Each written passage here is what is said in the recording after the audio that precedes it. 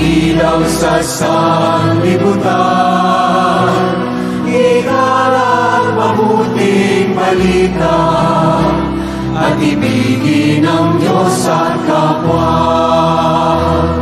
Ika'y inako sa lupa, inuspos ng diwang banal, upang mahikulan ng Diyos Ama at mamalaga sa sanglibutan. Umayong taglay pagpapala ng Diyos, maging ilaw sa sanlibutan,